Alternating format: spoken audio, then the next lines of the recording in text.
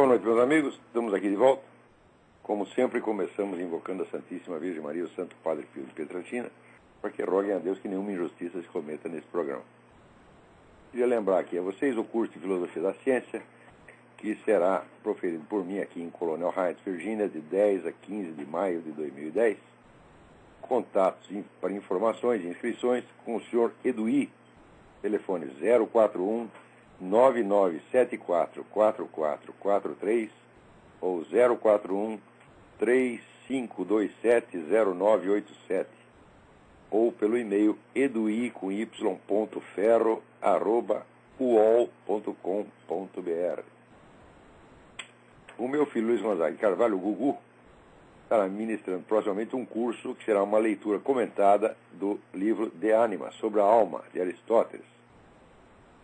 Informações e inscrições com Lucas Leandro, pelo telefone 013 8811 9387 ou pelo e-mail lucasleandro@uol.com.br. Também queria chamar a atenção para vocês para novos materiais que foram colocados esta semana no site Seminário de Filosofia, principalmente um debate sobre moral que eu tive com o Frei Carlos Josafá, na PUC de São Paulo, e que foi transmitido na época pela TV Educativa. É um debate extremamente interessante. E, do meu modo, estamos colocando lá o máximo de material que nós podemos, de cursos que eu proferia 10, 15 anos atrás. Esse material está finalmente sendo todo recolhido e colocado lá. Depois eu quero dizer mais algumas coisas sobre o Seminário de Filosofia.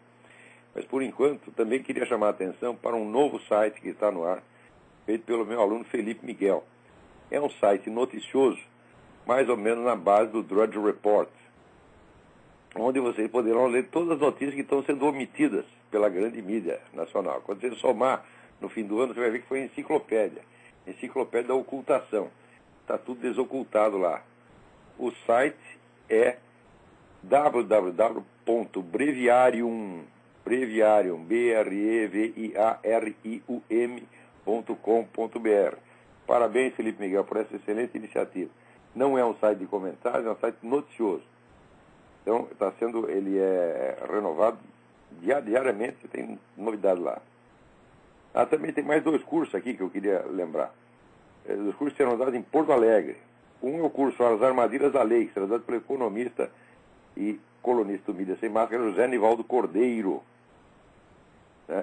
O link para o programa do curso é um pouco complicado aqui, mas olha, www.expressãodesign, tudo junto, expressãodesign.com.br/EMKT/UmanidadesArm_lei.html. Como tem a gravação desse curso, eu não vou repetir, depois vocês ouvem a gravação lá. É claro que ninguém pode anotar com essa velocidade, mas na gravação vocês pegam esse endereço direitinho. E o segundo é o curso de Simbolismo e Cosmologia Tradicional, que será dado pelo meu filho Luiz Gonzaga Carvalho Neto, o Gugu. Informações e inscrições com André, pelo telefone 051 9361 9884 ou pelo endereço de e-mail cursopoa@gmail.com. Então, a respeito do Seminário de Filosofia, eu queria dizer algumas coisinhas. Eu vivo recebendo aqui e-mails com perguntas filosóficas altamente complicadas que, às vezes, para responder, precisaria um livro inteiro. E justamente para preparar as pessoas para que elas obtenham por si próprias essas respostas ou para que as encontrem no próprio curso, é que eu criei o Seminário de Filosofia e fizemos um projeto de tal maneira que, havendo ali um grande número de alunos, nós podemos cobrar um preço ridículo, que é o Seminário de Filosofia custa R$30 por mês e o curso, seminário mais o curso, custa 50. Isso é ridículo, até o pessoal do FOB Zero pode pagar isso. Não tem curso mais barato no Brasil, tá certo? Então, eu sugiro às pessoas que me mandam essas perguntas que se inscrevam lá, pô. Quer dizer, a gente está fazendo o melhor que pode para tentar formar uma nova geração de intelectuais brasileiros que daqui 10 ou 15 anos possa sanear o ambiente restaurar no Brasil o senso do que é a verdadeira vida intelectual, acabar com essa palhaçada, com essa empulhação, com essa vigarice, tá certo? Que foi implantada aí e que, na qual os intelectuais servem apenas como cabos eleitorais ou propagandistas de um partido de merda que está nos governando. Né? Algumas pessoas aqui me perguntam o que eu acho da candidatura Mário de Oliveira. Tá certo? Eu acho o seguinte, eu acho que qualquer candidato que não seja esquerdista, é nele que eu voto. É óbvio. Tá certo? E, além disso, esse Mário de Oliveira, ele não tem realmente nenhum compromisso com essas organizações que estão aí no poder. É um cara que está limpo. E se a opção é entre um candidato comunista e outro socialista, então eu prefiro outro que não é nenhuma coisa nem outra. Então fica aí a instrução, meu filho. O Brasil tem solução. Vote no negão. Tá entendendo? Não dá outra. Não dá outra. Vote no negão. Vai funcionar. Tá certo? Melhor do que o Lula, mas é óbvio que vai ser melhor do que o Lula. Mas qualquer coisa é melhor do que o Lula. Eu, na presidência da República, seria melhor do que o Lula. Eu que não sou capaz de gerenciar um posto de gasolina, eu, na presidência da República, seria melhor do que o Lula. Tá certo? Então, olha aqui, pelo menos não exporia o Brasil a esses vexames como o Lula expôs aqui essa semana. Os exilados cubanos de Miami invadiram o consulado do Brasil, né, protestando contra essa atitude indecente, imoral, obscena do nosso presidente, que fica lá puxando o saco de Raul Castro, né, e posa até ao lado da estátua do arcebispo Oscar Romero. É um arcebispo comunista, arcebispo filha da puta, você está entendendo? E é um excomungado de merda, tá certo?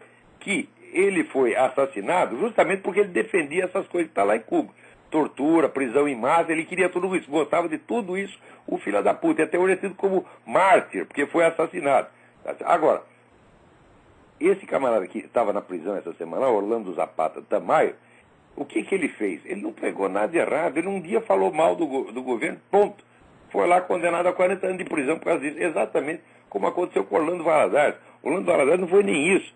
Deram uma plaquinha para ele grudar ele trabalhava na repartição pública, aliás, tudo lá era repartição pública. Deram uma plaquinha puxando o saco do governo para ele botar em cima da mesa, ele não quis botar, pronto. Foi condenado a 40 anos de cadeia por causa disso. Tá certo? Agora, esse Orlando Zapata, ele fez lá uma greve de fome, e os caras falaram, a greve de fome, ótimo, menos um para a gente alimentar. Tá certo? Não tem comida mesmo nessa merda. Tá certo? Então, o que acontece? Como aconteceu já com 97 pessoas que fizeram greve de fome em Cuba, mora de fome. É muito simples. O que o governo faz dentro da greve de fome? O cara não quer comida, a gente não dá comida para ele. Eles acham excelente. Quer dizer, esse é o tratamento que os prisioneiros políticos recebem em Cuba. E o pessoal da oposição cubana lá implorando por uma audiência com Lula para falar com ele, porque ele diz que ele é o defensor dos direitos humanos, etc, etc. Ele nem te liga para os caras, ficou lá puxando o saco, chupando a pica do Raul Castro, porra! Isso é o que vocês chamam de presidente, tá certo? Olha, o Lula, eu vou dizer pela milionésima vez, o Lula é cúmplice, tá certo, desse genocídio que está havendo no Brasil, de matar 50 mil brasileiros por ano, porque isso aí quase tudo vem do narcotráfico, e narcotráfico no Brasil é Farc. A Farc domina o narcotráfico no Brasil. Por quê?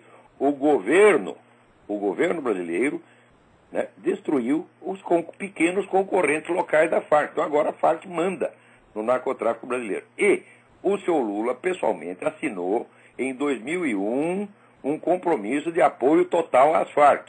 Isso quer dizer, não se toca nas Farc.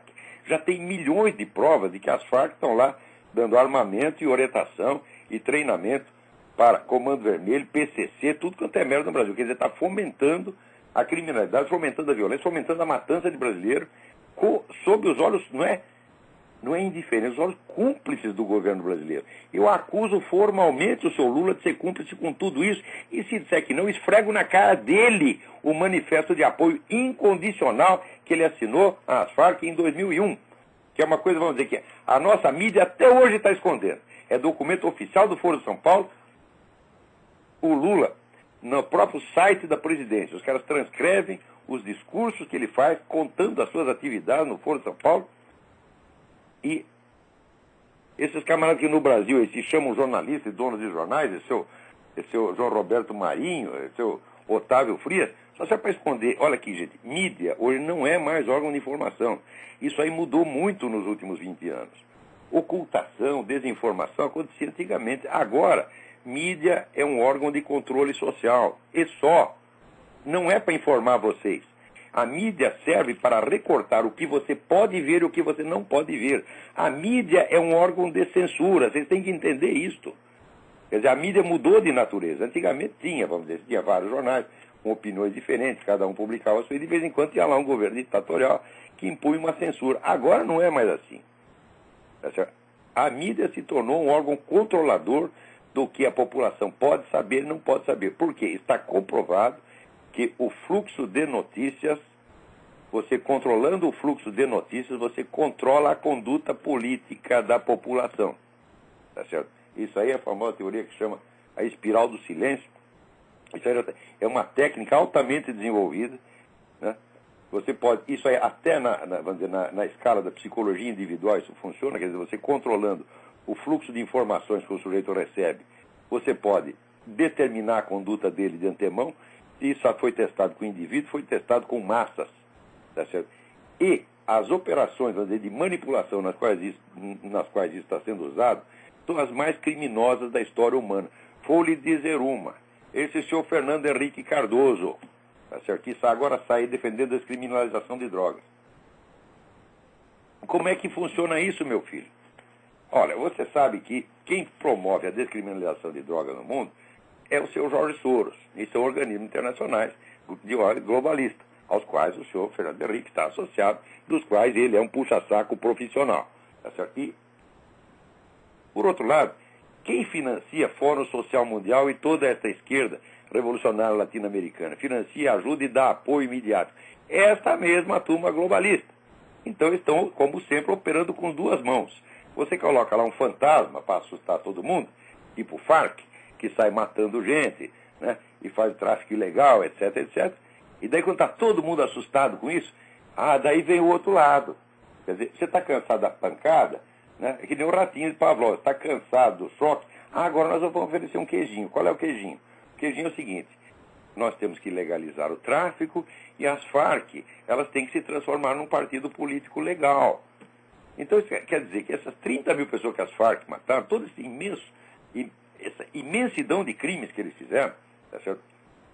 Destruindo a juventude latino-americana durante 40 anos, vai ser premiado com a transformação deles não só num partido político legal, mas numa empresa legalmente constituída, que vai ganhar dinheiro a rodo e vai conquistar facilmente a presidência da República, onde quer que esteja. Então, essa é uma operação, vamos dizer, de duas mãos, gente. Um assusta e daí vem o outro, né? Um dá lá uma tapa, o outro dá aqui o docinho. E o senhor Fernando Henrique está dando o docinho. Essa história de que, quando o Lula diz, olha, nossa, a Farc, ela tem que parar de fazer violência, ela tem que se transformar num partido político legal. Ele está fazendo de conta que ele quer parar com a violência, mas na realidade, violência ou não é indiferente para ele. O que importa é que as Farc estejam no poder. E como o potencial militar das Farc já foi esgotado, elas já viram que elas não conseguem, dentro da Colômbia, elas não conseguem sair daquela pequena região de 2% do território que eles ocupam, tá certo? Eles estão militarmente derrotados, cercados, tá certo? Então agora o negócio é mudar a regra do jogo, quer dizer, militarmente nós nos ferramos, então vamos passar para a luta política, vamos fazer um upgrade, como a guerrilha brasileira fez. Agora terminou a guerrilha, virou tudo partido político e agora estão no poder, tá certo? Então isso aí chama-se teoria do pé na porta. Pé na porta é o seguinte: quando você faz uma exigência, é uma teoria psicológica desenvolvida no Instituto Tavistock de Londres, sob a direção do famoso psicólogo Kurt Lewin. Chama-se técnica de pé na porta. É assim, você pede para uma pessoa, olha, me empresta R$1.000, o cara fala, não tenho. Então, me dá vintão. Na verdade, você queria só os vintão. Daí o cara dá. 82% das pessoas cedem a isto.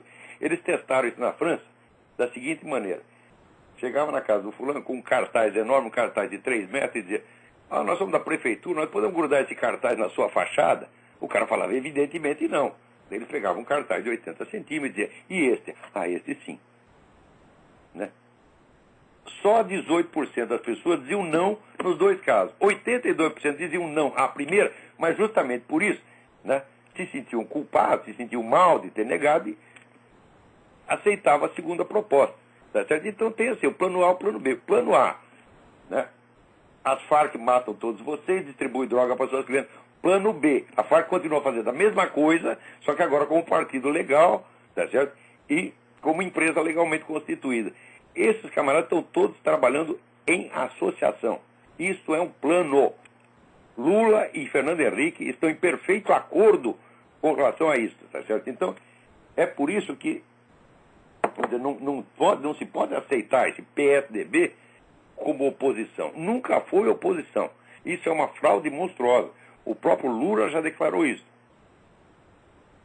E o próprio Fernando Henrique também já confessou. Entre nós e o PT, não há nenhuma divergência, apenas uma disputa de cargos. Falava, disputa de cargos e até dentro do mesmo partido, porra. Qualquer empresa tem disputa de cargo. Quer dizer, disputa de cargo não é luta política, muito menos luta ideológica. Então, isso aí é uma macro-organização com várias faces, PT, PSDB, PSOL, né? E assim por diante. É tudo a mesma coisa. Quer dizer, o que eles fizeram foi criar várias organizações de modo a repartir entre si, repartir entre as organizações da esquerda o monopólio do poder. E as pessoas estão vendo isso acontecer e ficam sem alternativa. Como só tem esquerdista para votar, acabam votando esquerdista. Então é por isso que eu acho excelente esse surgimento da candidatura Mário Oliveira. A pessoa vem e fala, mas ele tem isso, tem aquilo. Fala, não interessa, o cara não está dentro desse esquema esquerdista, então já é mais que suficiente. Pelo menos, como voto de protesto, vale.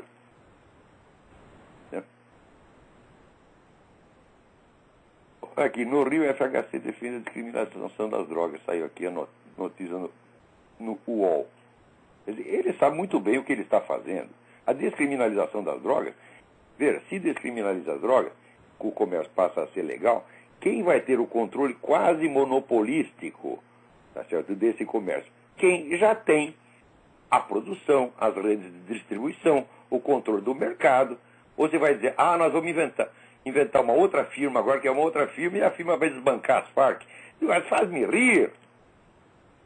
As Farc comandam o narcotráfico agora e continuarão comandando se o tráfico for legalizado.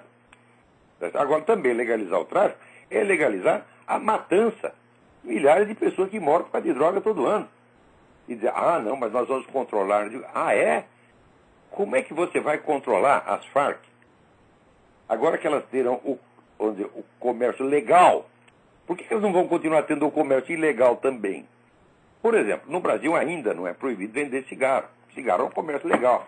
As ruas não estão cheias de cigarro contrabandeado?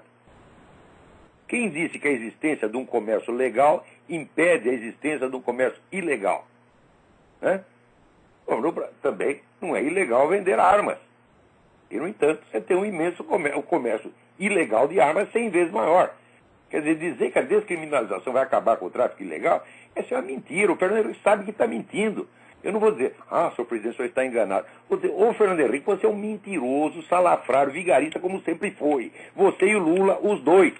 E eu não moderaria essa linguagem se tivesse os dois na minha frente. Porque eles sabem que não tem vergonha na cara. Essa gente não tem honra, essa gente não tem espinha dorsal. Mas são todos cagões, não tem um valente lá. Quer dizer que o Lula é o cara valente? O Lula nunca correu um risco na vida. O único risco que ele correu é mexer com o torno mecânico. O torno mecânico era mais inteligente que ele, comeu o dedo dele, porra. Né? Agora, torneiro mecânico, por torneiro mecânico, o Mário Oliveira também foi torneiro mecânico, porra, e não perdeu nenhum dedo. Né?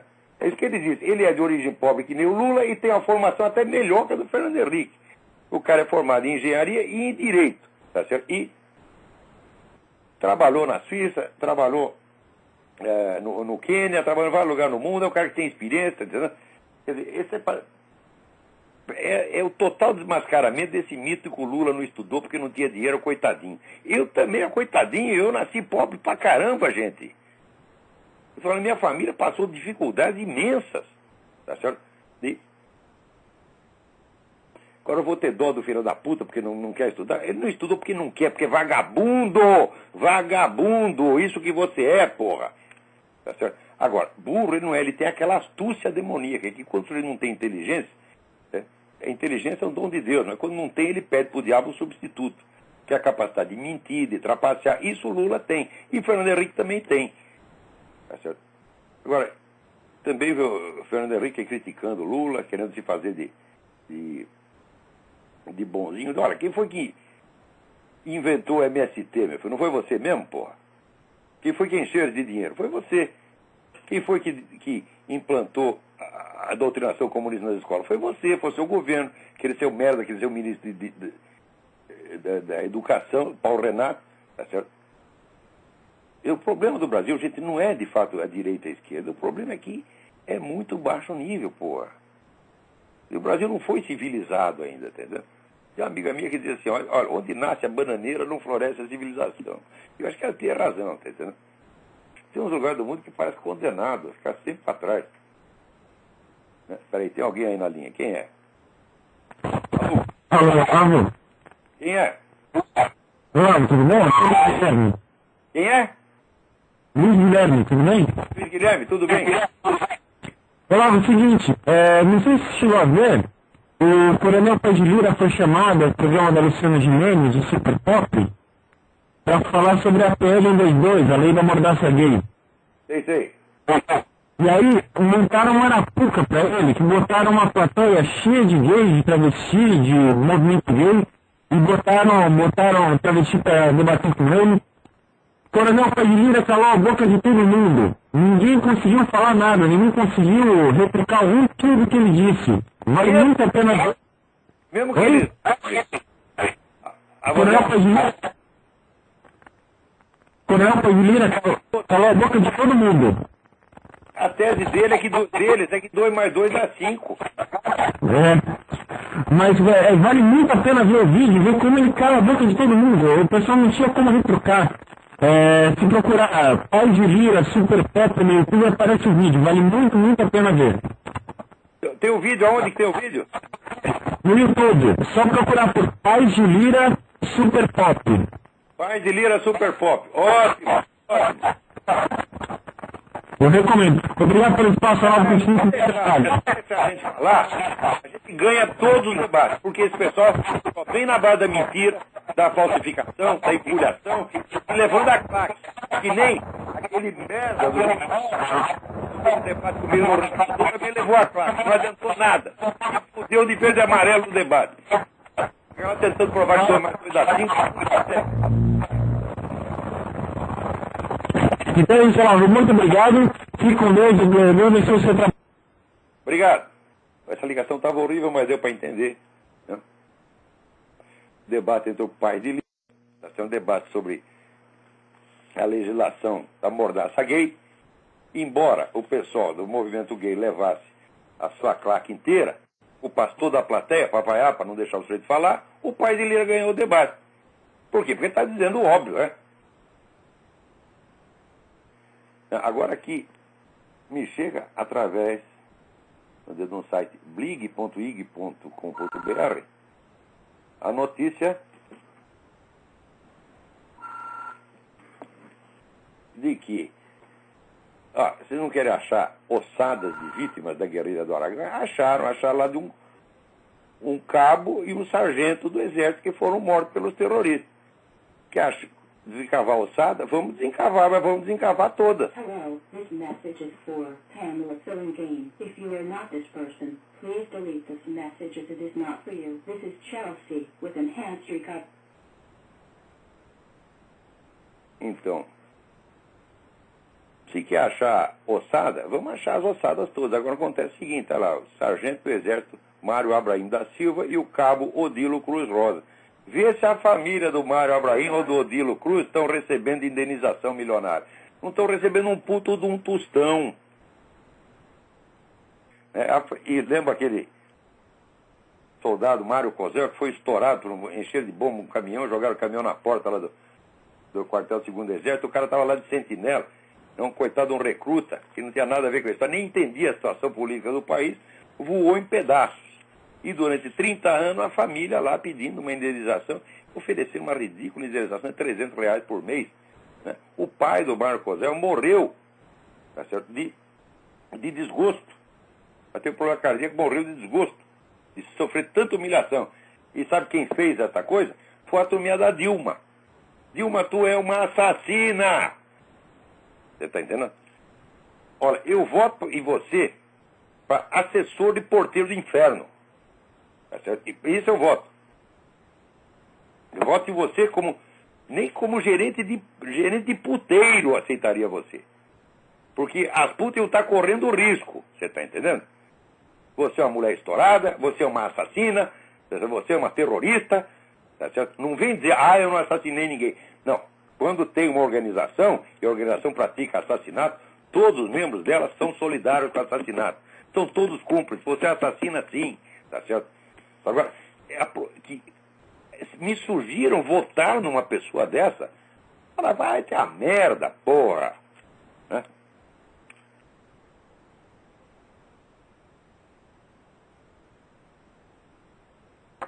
Agora, tá aqui. Essa imprensa internacional é incrível. Essa é a notícia da Deutsche Welle, né? Deutsche Welle são ondas alemãs. Então, que a América do Sul está criando um novo tipo de bloco como a União Europeia para desafiar os Estados Unidos. Né? Quer dizer, um bloco de 24 nações, né? Que querem boicotar economicamente os Estados Unidos. Aí, note bem, olha a notícia. Havia uma forte desconfiança de que os governos mais esquerdistas da América Latina é que tinham criado a nova organização. Eles desconfiam que foram os esquerdistas que criaram. E, olha, mas essa empresa alemã é incrível, incrível, incrível. Olha, leiam um artigo que vai sair no Mídia Sem Máscara, já está lá, do Jacornélio Gonzaga, tá certo? Que chamou Suposto. Né? Onde ele diz assim, né? Os estupram a menininha na rua, o suposto estuprador, né? A Dilma, a suposta terrorista. Agora, se é para falar mal das Forças Armadas, não é nada suposto. As Forças Armadas mataram, não sei o que, não sei o que, não sei o que. Agora, a Dilma é suposta, né? O estuprador é suposto, o Champinha é suposto, o cara que matou o João L é suposto. É tudo, o suposto é o personagem que mais aparece na mídia brasileira. Leiam lá esse artigo que está impagável. Jacornélio Gonzaga é um dos grandes humoristas do jornalismo brasileiro. Mas humoristas, de uma hora que somente Karl Kraus é que fala de hora que você não precisa fazer a sátira, porque o noticiário já é sátira.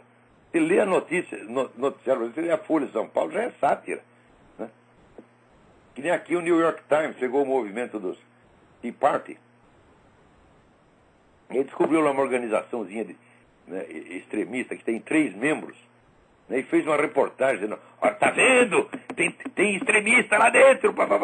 Aliás, aqui nos Estados Unidos está surgindo uma onda, nos anos 60, 70, né, aquele cretino do Bill Buckley, que era um escritor excelente, escritor maravilhoso, e sob certo aspecto uma personalidade muito interessante, muito bonita, mas que politicamente eu acho uma besta, né, ele teve a ideia de reprimir, de excluir do movimento conservador o que ele chamava de extremistas. Extremista era a John Birch Society. A John Birch Society, que tem lá a revista New American, a John Birch Society só dava informação sobre o movimento comunista. Né?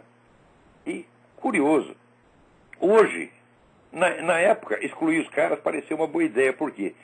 Porque eles estavam falando coisa inconveniente demais, estavam pegando mal. Então, o William Buckley sugeriu que o movimento conservador encostasse, botasse esse cara na gaveta, tá entendendo? E botaram, calaram a boca do John Birch Society, né? Eles deixaram de ser pessoas decentes, não se pode mais falar deles nos ambientes decentes, foram marginalizados. Na época pareceu uma boa ideia, só que hoje, relendo as coisas que a John Birch Society publicava naquele tempo, hoje, depois da abertura dos arquivos de Moscou, a gente sabe que era tudo verdade, porra! Então, o que o Buckley fez? Ele ajudou a tapar a boca de quem estava contando a verdade. Resultado, 2 ou 3 gerações de americanos não sabem o que se passou aqui, não tem uma ideia correta da própria história, não tem uma ideia correta das dimensões do movimento comunista, e agora estão se ferrando. Na hora pareceu bonito, porque agora o movimento conservador, né, vai aparecer, vai dar um show de bom mocismo, nós aqui não falamos mal de ninguém. Só que esse negócio, vamos dizer, de policiar a linguagem, querer parecer... Regras de polidez são um instrumento de opressão dos mais eficientes que existem.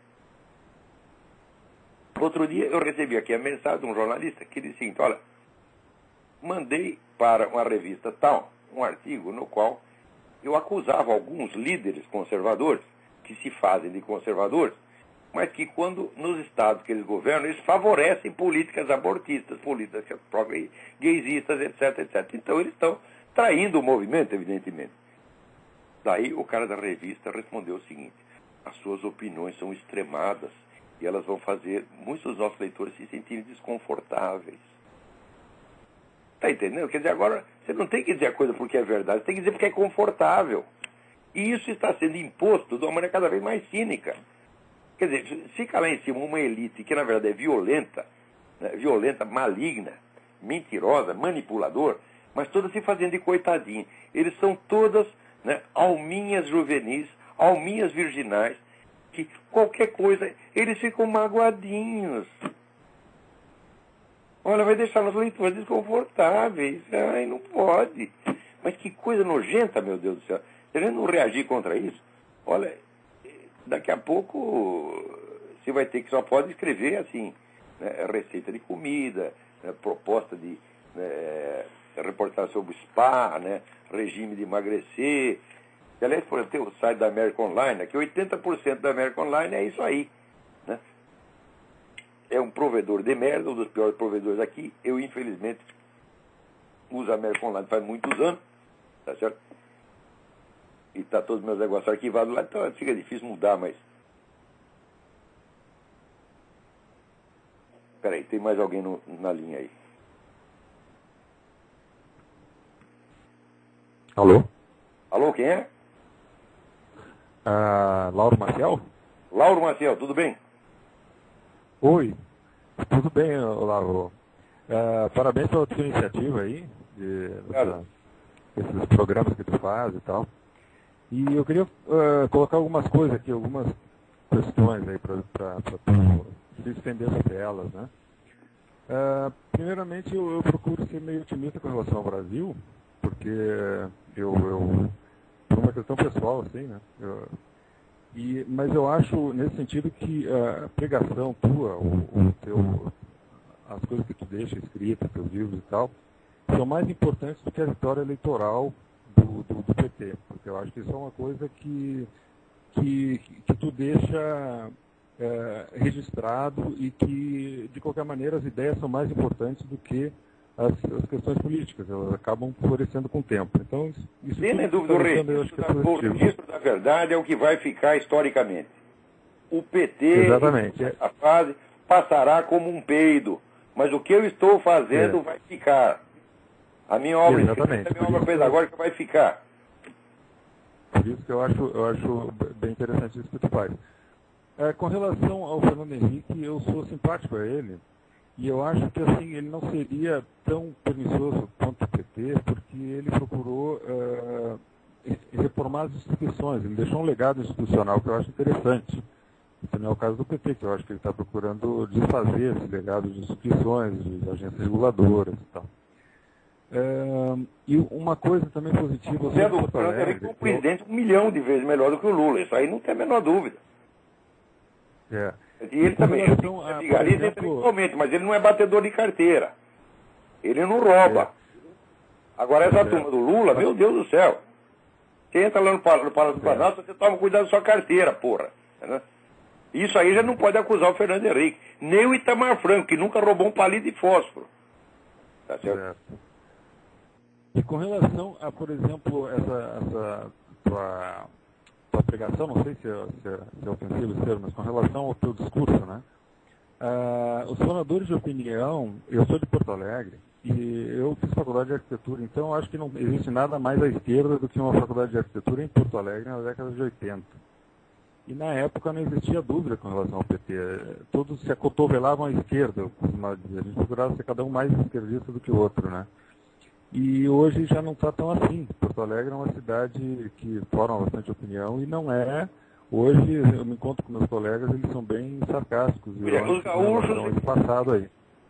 se curaram daquela febre petista e se livraram do PT no governo. Mas acontece, não adianta você botar outro partido se depois os crimes do PT não são punidos. Se ele assume o governo depois do PT, ele tem que investigar tudo e botar todos os filhos da puta na cadeia. O PT bota na cadeia até quem não fez nada.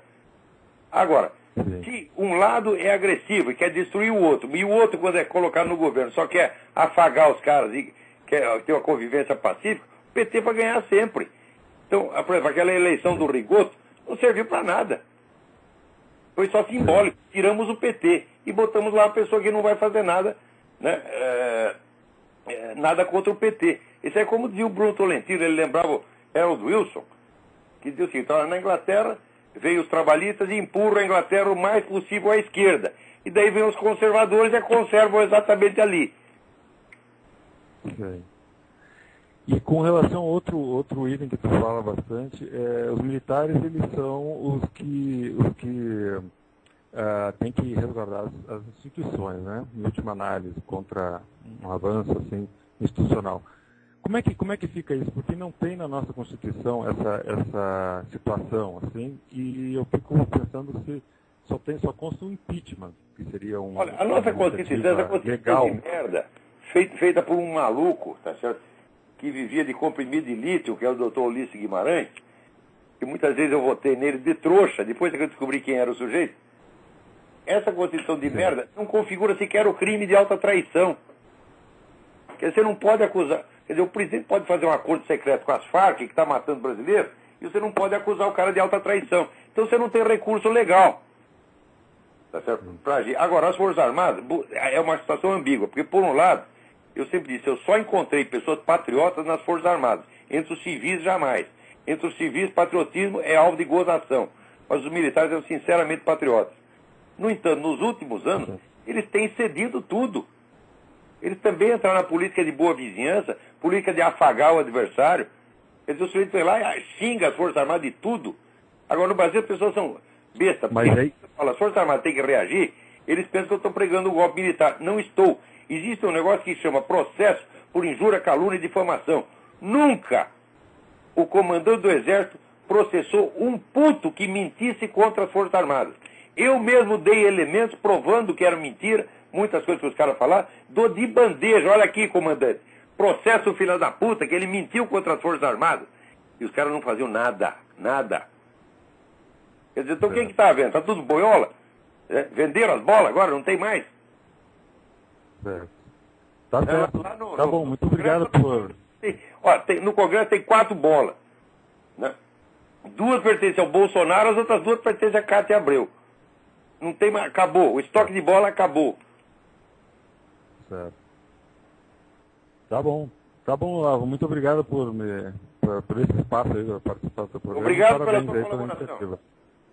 sua colaboração. Agora, aqui, gente, eu estou falando que esses caras são frouxos, que são uns merda. Que, olha, eles são bons para fazer cara feia, assustar criancinha. Mas quando você pega um deles na China, sai tudo correndo.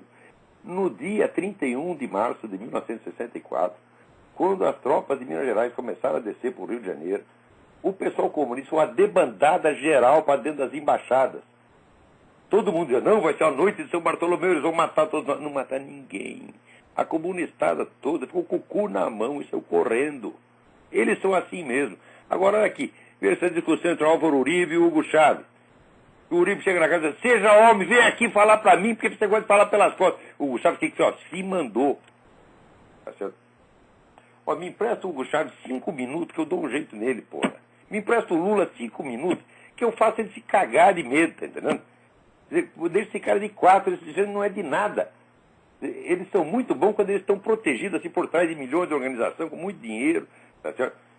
Ora, cara valente na esquerda, eu digo, eu conheci 2, o resto é tudo cagão. Não vou dizer o nome dos caras agora, até para não comprometer eles, os seus próprios colegas. Se bem que um deles está morto. O resto era tudo cagão. Agora chega aqui uma notícia do Bloomberg, né? O presidente Luiz Inácio da Silva, ele disse que na próxima gestão, que ele espera que seja da Dilma Rousseff, o PT vai aumentar o controle estatal da economia. Digo, uai, mas que novidade é essa? Ele veio lá para isso. Este período do Lula foi como a nova política econômica do Lenin na Rússia. Precisa juntar dinheiro, então nós precisamos dos investidores estrangeiros. Então o que faz? A gente afaga os caras e deixa o estrangeiro contente com a gente, ao mesmo tempo em que a gente vai internamente construindo o esquema de poder monopolista do partido. Que, na verdade, nós temos um partido único com várias denominações, incluindo o PSDB. Tá certo? Então, duas eleições que nós tivemos são festivais de esquerdismo, campeonatos de esquerdismo, e ainda tem, olha, o Fernando Mitre, né, que foi meu chefe no Jornal da Tarde, era um cara que eu até respeitava como profissional, dentro de uma eleição que só tinha candidato esquerdista, era o campeonato esquerdista, cada um, não, eu sou mais esquerdista que você, eu sou a esquerda autêntica. Depois dessa palhaçada, chega o Fernando Mitre e diz, foi um festival da democracia. Festival da democracia, o caralho, Fernando Mitre, você não tem a menor ideia do que é democracia. Se você não tem variedade de opinião, se você não tem concorrência, você não tem democracia nenhuma. Então, o Fernando Mitre foi cúmplice dessa farsa. Agora, olha que cada coisa que acontece. Pô, puta merda, esse mundo tá ficando doido, cara. Olha, na Itália, teve lá uns funcionários do Google que permitiram colocar no Google um videoclipe que mostrava uma agressão. Um garoto, coitadinho, um garoto deficiente mental, e com síndrome de Down, tá certo? Sendo atacado vilmente por um grupo de estudantes, batendo no moleque. Né? Então os caras botaram aqui denunciando aquilo. Quem foi punido? Os agressores? Não. Os funcionários do Google. Foram mandados para a cadeia. Olha aí o que é a nova ordem da União Europeia. É isto, meu filho. Você denuncia um crime, você vai para a cana. Porra. Né? Agora aqui também. Pega outro negócio, acho que é do Spiegel. Pô, quem fica me telefonando aqui na hora do programa? Vamos telefonar pra puta que os pariu, porra. O que é isso? Sabe que tem uma notícia aqui no UOL. Né? O UOL adora essas coisas. Número de casos de abusos sexuais cometidos pela Igreja Católica. Olha aqui, cometidos pela Igreja Católica. Continua subindo na Alemanha. Isso aqui é o caso de processo. Não tem arcebispo aí em São Paulo? Você tem abuso sexual cometido pela Igreja Católica ou dentro da Igreja Católica por pessoas que são inimigas da Igreja. Você não vai dizer que esse pessoal, vamos dizer, estuprador, que nem esse cara do Legionário de Cristo, o tal filho da puta do Maciel, que esses caras são a Igreja Católica. Né? Quer dizer, isso é a mesma coisa que um funcionário lá da Folha de São Paulo rouba um dinheiro, quer dizer, um roubo cometido pela Folha de São Paulo. É esse o critério com que você escreve. Ô, Otávio Frias, tu não tem vergonha nessa sua cara, porra? E você é um dos grandes culpados pelo que está acontecendo no Brasil hoje.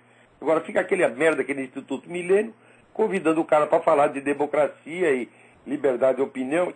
Pô, o que é isso, porra?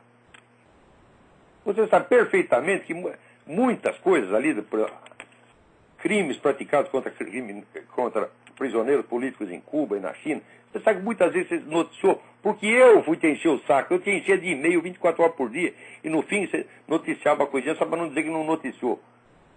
Mas você sabe que você gosta de esconder os crimes da esquerda, tá certo? E contra aquilo que você não gosta, como na Igreja Católica, por exemplo, você usa esse tipo de linguagem. Abusos sexuais cometidos pela Igreja Católica.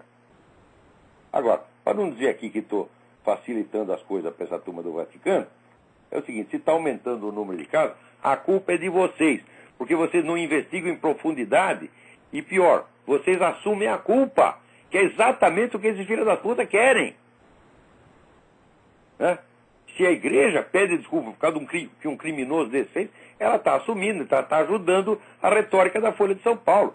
Que direito tem um cardeal, um arcebispo, um papa de pedir desculpa em nome da igreja por um crime cometido contra a igreja?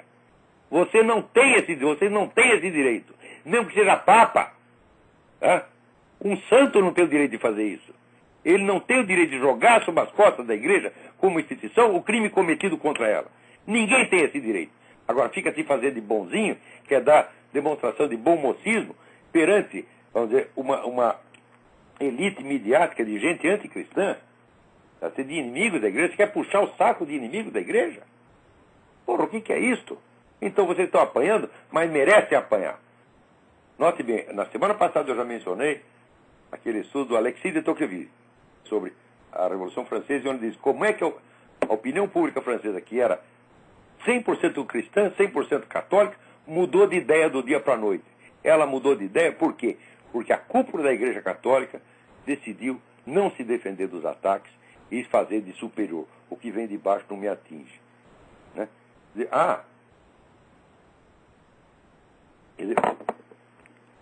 O que vem de baixo não te atinge, nem uma hemorroida. Né? Como é que é isso, porra? Nem um pontapé no saco te atinge se vier de baixo. Todo pontapé vem de baixo, evidentemente, né? Então, quer dizer, como é que você se faz superior porque você está inferior, porque você está com medo. Então, o Alexis de Tocqueville mostrou que rapidamente a igreja, que era a opinião majoritária, começou a parecer minoritária, e daí ficou minoritária mesmo. Isso aconteceu no século XVIII, e até hoje esses filhos das putas não aprenderam. Você não tem que assumir esses crimes, você tem que investigar. Leia, aqui, cardeais, arcebispos, gente da CNBB, Papa Bento XVI, leia o livro do Michael Rose, Goodbye, Good Man, e vocês vão entender por que isso está acontecendo dentro da Igreja Católica. Isso é infiltração que começou desde a década de 30 com os comunistas e hoje tem infiltração no movimento gay para desmoralizar a Igreja por dentro. Vocês não têm nem que acobertar esses crimes e nem que assumir, vocês têm que condená-los, mas condenar o verdadeiro autor, que são inimigos da Igreja, porra.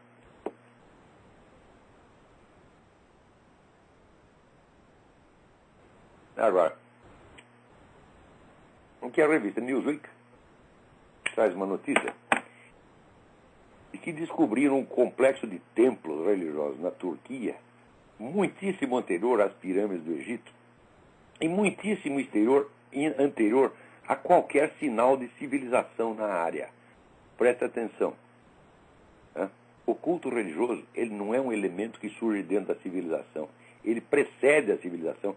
Ele cria e funda a civilização. Essa tese do velho Friedrich von Schelling, o maior dos filósofos alemães depois de Leibniz. Ele dizia isso, olha, a religião funda a civilização. Ela delimita o campo de possibilidades da civilização. Então está aqui já. Né? Ele também era a tese do grande historiador Fustel de Coulanges, historiador francês Fustel de Coulanges, autor da Cidade Antiga. Leia lá a Cidade Antiga. Ele vai demonstrar para você que a origem, né, fundamento de Roma, era o culto religioso, sobretudo os cultos funerários. Aí tem mais alguém aí na linha. Alô? Alô, quem é? É Leandro, de Petrópolis. Leandro, tudo bem? Tudo bem? Eu queria perguntar se o senhor acha que a Igreja Católica errou ao permitir a investigação científica sobre a idade do sudário de Turim. Mas ela proibiu? Que eu saiba, isso foi investigado. Ao permitir. Eu perguntei se a Igreja errou ao permitir essa investigação. Não errou, não. Deve ser investigado. Por quê? Mas... No começo, os primeiros caras que investigaram, eles disseram, não, isso aí é do século 9, 10, etc, etc. Só que daí apareceram outros especialistas e falaram, peraí, meu filho, esse tipo de tecido aí não existia nessa época e não existia na Europa. Então, hoje, vamos dizer, a datação certa é realmente da época de Cristo. Então, não temos que ter medo de investigar nada. O mundo, afinal, é um livro aberto que Deus escreveu para você ler e entender. Certo. Então, o senhor acredita que o sudário realmente envolveu o corpo de Cristo? Eu acredito que sim. Eu acho que todas as provas são nesse sentido hoje. Certo. Obrigado, ó. Obrigado. Aqui, o Sonilton Campos, né? Ele disse uma referência de uma ex-aluna minha que mandou escrito meu para o linguista Marcos Banho. E daí ela diz o seguinte, fiquei bem chateado com a resposta que ele me enviou, pois dizer que a sua opinião, minha, não contava, que o senhor era um reacionário direitista que servia de chacota em todas as universidades. Mas é claro que tem que ser chacota. Os caras não têm capacidade para discutir comigo. Quando vem discutir, esse ferro sai de rabo entre as pernas. Então o que eles fazem? Eles se juntam lá bem longe de mim para fazer piadinha e graceira de mim para os alunos que também não me conhecem. Isso é o que eles fazem. Isso é o debate intelectual que eles são capazes. Estou falando, universidade brasileira é puteiro. Não, puteiro não. Que falta de respeito com as putas. Porque no puteiro, você vai lá em busca de serviços sexuais, serviços eróticos, e os encontra. Elas prestam serviço de verdade. Você está entendendo? Agora, esses caras não. Então daí, o Sonilton, fiquei tão revoltado que compus um poema em cestilhas. Não dá para eu ler inteiro, mas está muito engraçado aqui. Eu li 2 livros de um linguista que odeia qualquer purista num linguajar descortês. Quer pôr em sua bitola a gramática e a escola que ensina o português. Para ele é preconceito corrigir. O seu conceito é deixar que fique errado o que pensa que está certo. Fique, pois, leitor esperto para não ser enganado. É isso mesmo. Né? Então, o Marcos Banho é um jumento. Ele acha o seguinte, ele acha que ensinar a mesma gramática para todos é antidemocrático. Uai, mas o que é igual para todos não é democrático, não é definição mesmo? O que ele quer, assim, cada classe social tem uma gramática diferente, incomunicável, um sistema de castas. É isso que para ele é democracia. Como é que eu posso discutir com um jumento desse, porra?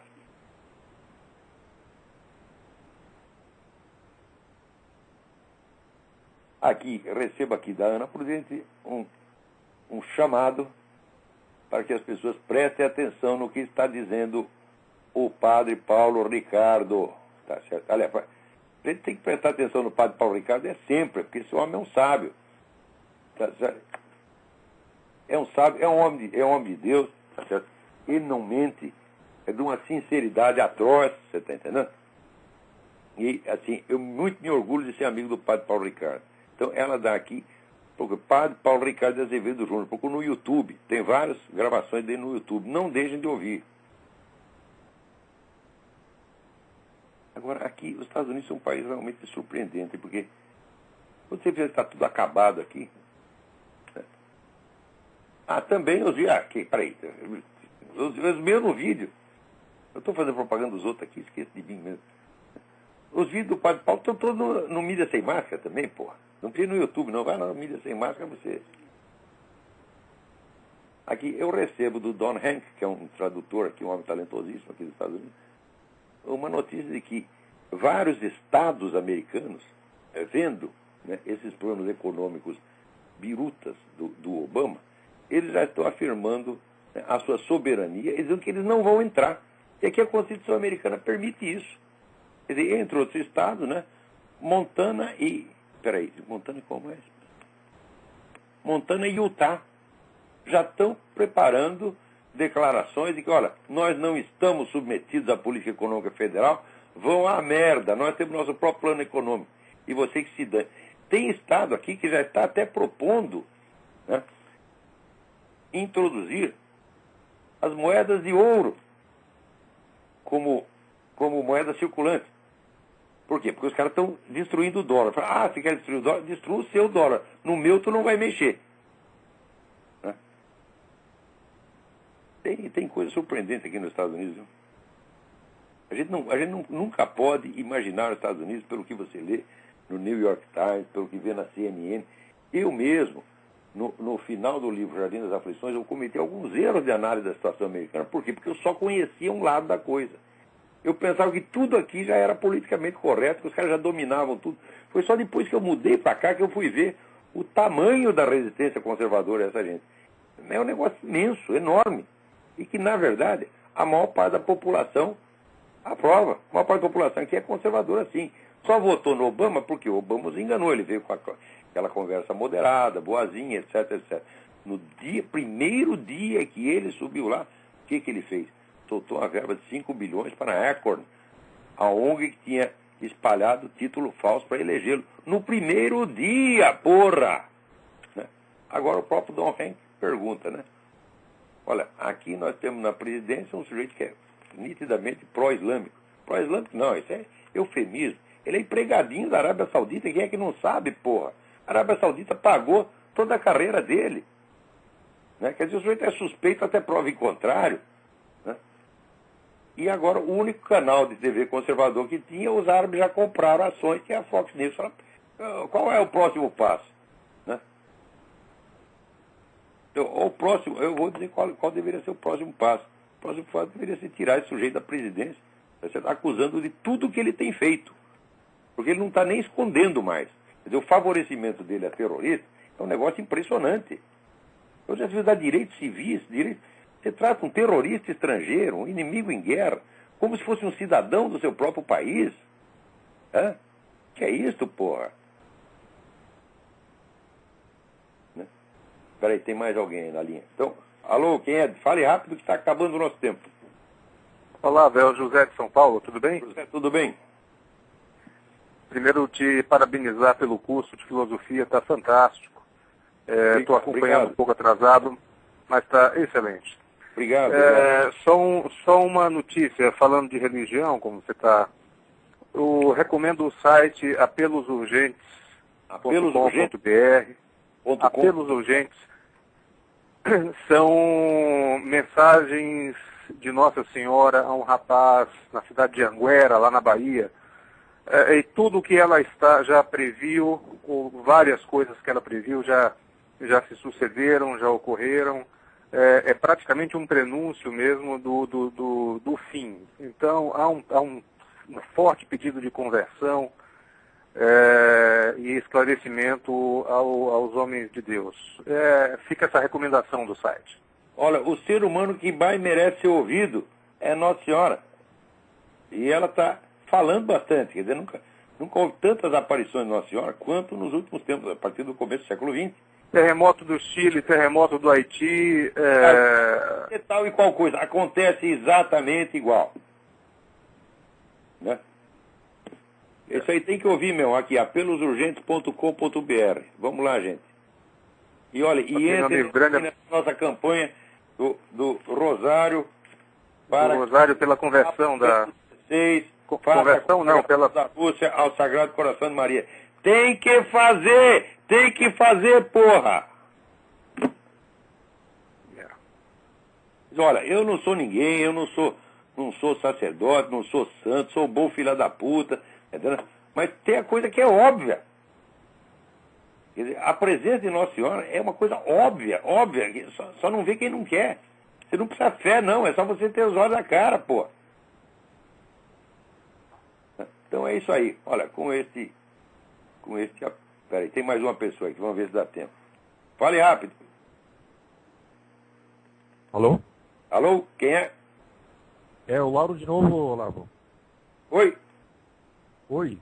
Olavo, tu poderia discorrer sobre a situação, a filosofia do Nietzsche no nazifascismo? Qual a importância que tem? Assunto interessantíssimo. Agora nós temos 2 minutos. O que eu vou falar do Nietzsche? Eu sei o seguinte, só para dar uma informação. Adolf Hitler sabia várias obras inteiras de Nietzsche de cor. Como é que vai dizer que não influenciou? Claro que influenciou. Embora o Nietzsche fosse o seguinte, o Nietzsche era tudo menos um nacionalista alemão. Ele odiava alemão, ele gostava de francês. Mas, tirando esse lado nacionalista, a concepção, vamos dizer, do ser humano é idêntica no nazismo e no Nietzsche. Não tem como negar isso aí. Agora, cá entre nós, Nietzsche como filósofo, Nietzsche é um filósofo para adolescente, tá entendendo? É assim, esse filósofo que impressiona moleque. Agora aqui queria terminar esse programa com uma nota triste, o falecimento do meu amigo, o ex-reitor da Universidade Nacional de Brasília, José Carlos Almeida Azevedo. Foi PhD em Física, professor do MIT, um dos homens de maior capacidade no Brasil. E, sobretudo, foi um combatente. Escreveu excelentes artigos, né?